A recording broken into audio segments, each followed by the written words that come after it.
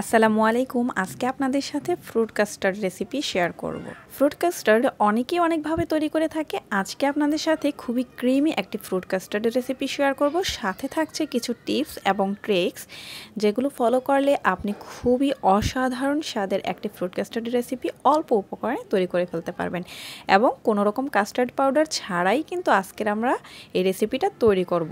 অসম্ভব মজা খেতে। তো চলুন মূল আয়োজনে।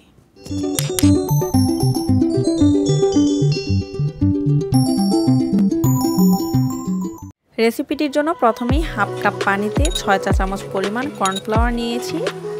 এবার সমস্ত উপকরণগুলোকে খুব ভালোভাবে পানির সাথে মিশিয়ে নিচ্ছি।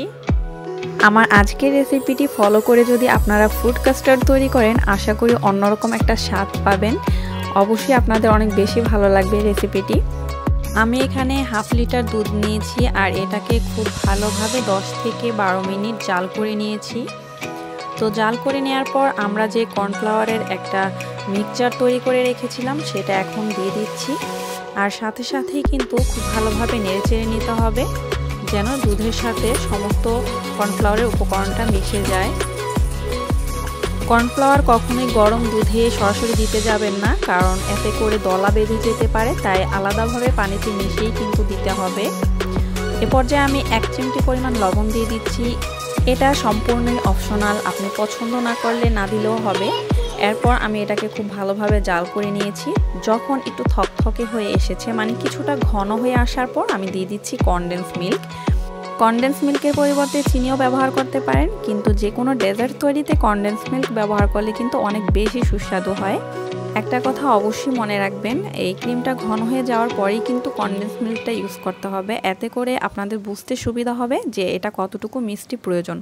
আর ক্রিমটা পাতলা থাকা অবস্থায় যদি আপনারা কনডেন্স মিল্ক বা চিনি যাই ব্যবহার করেন, তখন কিন্তু এটা ঘন হয়ে গেলে অতিরিক্ত মিষ্টি মনে হতে পারে।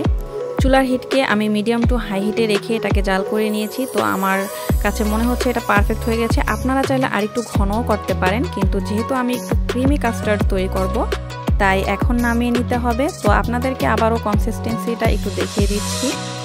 তো একটা বুদবুদ কিন্তু তৈরি হচ্ছে, আপনারা ভিডিও দেখে আশা করি বুঝতে পারছেন। তো আমাদের ক্রিমি কাস্টার্ড কিন্তু রেডি। তো আমি আমার পছন্দ মতো এখানে 4 রকমের ফ্রুটস নিয়েছি। আমি নিয়েছি কলা, আঙ্গুর, ড্রাগন ফ্রুটস এবং আনার। তো এবার আমি প্রথমে ক্রিমটাকে ঠান্ডা করে একটা পাত্রে ঢেলে নিচ্ছি। আর ফ্রুট কাস্টার্ড কিন্তু ঠান্ডা ঠান্ডা খেতেই ভালো লাগে।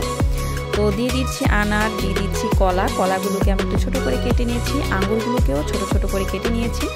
এবার সব উপকরণ খুব ভালোভাবে মিশিয়ে নিতে হবে। আর এই ফ্রুট কাস্টার্ড তৈরি করার ক্ষেত্রে একটা কথা অবশ্যই মাথায় রাখবেন, আপনারা যদি আনার এবং কলাটা ইউজ করেন, অন্য কোনো ফ্রুটস কিন্তু না দিলেও চলে। মানে আমার খুব পার্সোনালি এটা পছন্দ, আশা করি আপনাদেরও ভালো লাগবে। ফ্রুট কাস্টার্ডের সাথে কিন্তু কলা এবং আনাটা অনেক বেশি ভালো লাগে খেতে। এরপর আমি এখানে কিন্তু ছোট ছোট টুকরা করে খেজুর দিয়েছি। আপনারা অবশ্যই ট্রাই করে দেখতে পারেন, খেতে কিন্তু অসম্ভব রকম মজা লাগে। তো আশা করি আমার আজকের ফ্রুট কাস্টার্ড রেসিপিটি আপনাদের কাছে অনেক বেশি ভালো লেগেছে। তো ডেকোরেশনের জন্য ওপর থেকে কিন্তু সমস্ত ফ্রুটসগুলো আবার ছিটিয়ে দিচ্ছি। আর আমি এখানে কিন্তু ড্রাগন ফ্রুটসটা ব্যবহার করিনি, কারণ এতে করে আমাদের কাস্টার্ডটা কিন্তু লাল লাল কালার হয়ে যেত। তাই শুধু ডেকোরেশনের জন্যই কিন্তু ড্রাগন ফ্রুটসটা ব্যবহার করলে ভালো হয়।